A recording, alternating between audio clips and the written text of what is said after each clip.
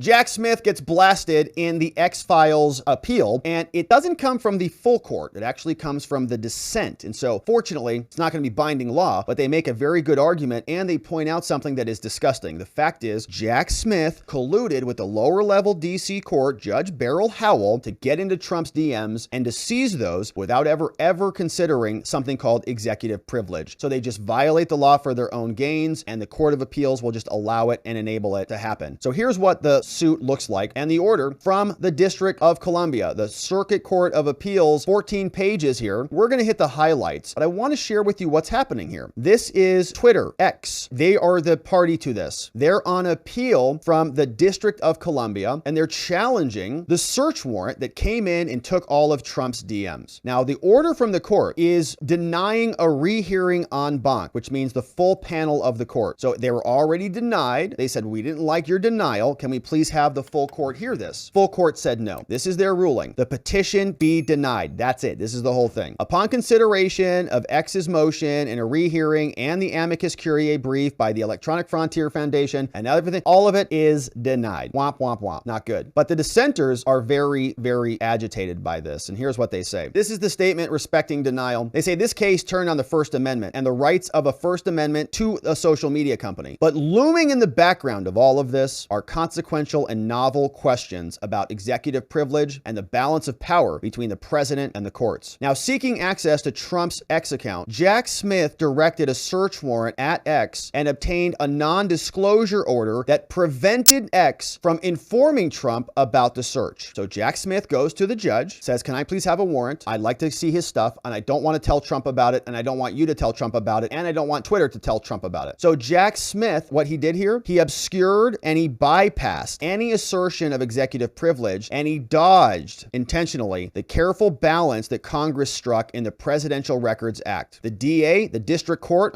and this court permitted this arrangement without any consideration to the consequential executive privilege issues raised by this unprecedented search. Court doesn't even care. Okay, Court of Appeals just says, whatever, it's fine. We should not have endorsed this gambit. Any court completely in the dark as to what presidential files contain is duty-bound to consider presidential privilege. Now, rather than following this established precedent, Jack Smith and Judge Beryl Howell, for the first time in American history, look at this, a court allowed access to presidential communications before any scrutiny of executive privilege. They don't care. It's just Trump. They'll just do whatever the hell they want. Now, the options at this juncture are limited since it's all done. They already got it. Once informed of the search, Trump could have intervened to protect his claim, but he could not because he didn't know. So none of these issues are even properly before the court, so we can't really address it. But nonetheless, executive privilege is vital and it's energetic to an independent presidency, and it's in Article 2. Now, while the privilege may yield to the needs of a criminal investigation, you have to balance this. But the court here permitted Jack Smith, a special prosecutor, to avoid even the assertion of executive privilege. This judge just allowed a warrant. He went and got presidential communications from a third party, and they also made it a non-disclosure, so Trump couldn't even know. He couldn't even protect his own rights. Now, because these issues are likely to recur, I write separately to explain how this decision breaks long-standing precedent and guts the constitutional protection for executive privilege. Okay, we know the backstory here. Trump, so-called, committed an insurrection. Now, as part of this investigation, special counsel got a search warrant for Trump's Twitter account. After he left office, the contents of the Twitter account were deposited in the National Archives. Now, although an executive branch agency held the account data, the special counsel admitted he did not seek the account from the archives. Jack Smith did not go to the archives. Why? Because if he went to the archives, that would trigger notice to Trump. The Presidential Records Act would require him to tell Trump. So to avoid that notice, special counsel then went to Twitter. He went to Judge Beryl Howell, got a search warrant, and then got an order from her that says Twitter would be prohibited from disclosing the warrant to anyone, even to President Trump. Twitter then had to comply, and they did. The release then included 32 direct messages that were sent by Trump. I wonder what those say. He was informed of the warrant and disclosure only months later. So they didn't even ask about those. Jack Smith was intentional and malicious in trying to bypass the procedural mechanisms. Now, the district court rejected Twitter's arguments. They said, well, it was a narrowly tailored thing, and the court reasoned that disclosing the search warrant to Trump could jeopardize the criminal investigation. They say, we don't care about that. Now, the highlight here is executive privilege. Now, while a Twitter account primarily consists of public tweets, there are private things in there. And this approach approach of just going in and gobbling everything up, there was no opportunity for Trump to invoke his privilege at all. He couldn't even argue it. This approach directly contravenes the principles and the procedures long used to adjudicate these claims of privilege. They give us some background. Privilege is important. Comes from a lot of case law. Now, while the privilege is not absolute, we do need to maintain it. And we've emphasized the practical reasons for this. Now, in every case involving this, he says, I find no precedent at all for what occurred here. Namely, that the court ordered a disclosure of literal presidential communications without even notice to the president and without any adjudication of privilege. Adjudication, an approval of Jack Smith's search warrant without any consideration for confidentiality, constitutes a significant departure from historical practice. Neither the district court nor this court in the Court of Appeals explained why. All they have to do to bypass presidential privilege is just go get a search warrant for something else. This is an extraordinary approach, and it cannot be squared with the constitutional protections for the need for executive privilege. In every prior case, the president has been allowed to raise the claim before disclosure,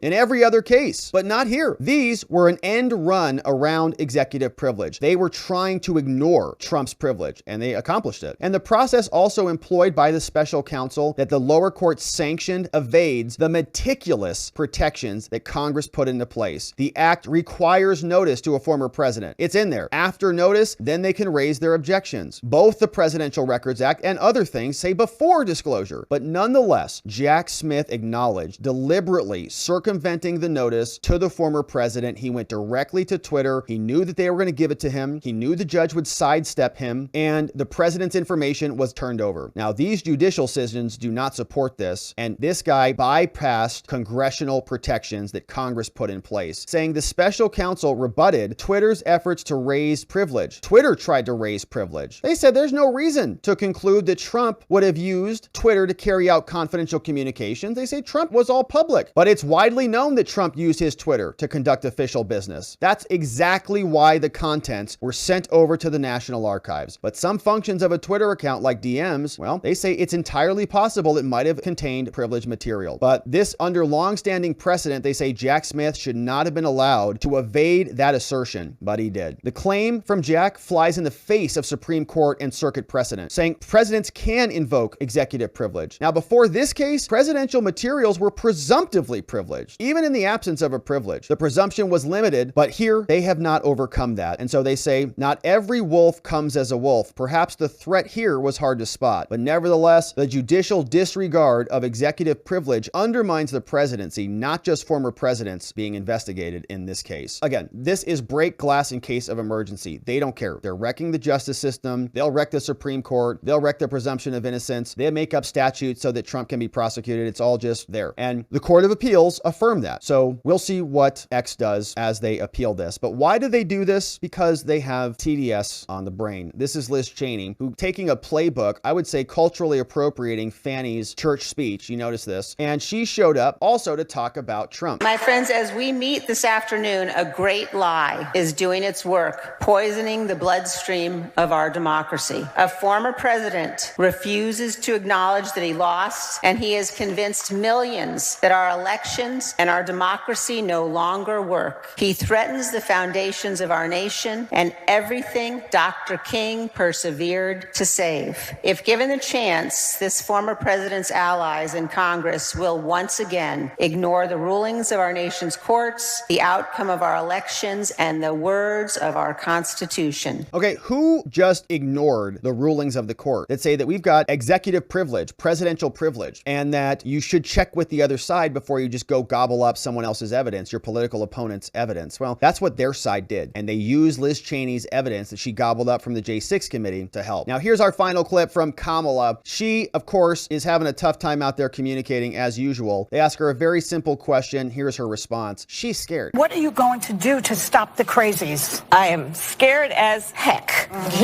Yeah. which is why I'm traveling our country. You know, there's an old saying that there are only two ways to run for office, either without an opponent or scared. So on all of those points, yes, we should all be scared. Didn't answer the question because she can't. But that, my friends, is what's happening. So Jack Smith gets blasted. He absolutely bypassed the regular mechanism to go get Trump evidence because that's what they do. And the DC judges and the Circuit Court of Appeals, they all support it. They just say no problems here, executive privilege, but it's Trump though. And so we'll be here continuing to cover this, my friends. Thank you for subscribing. Thanks for checking out robertgovea.com. The link is down in the description below to sign up for our daily newsletter, to access all the PDFs. We upload them all to the website, and we'll look forward to seeing you back here on the next one.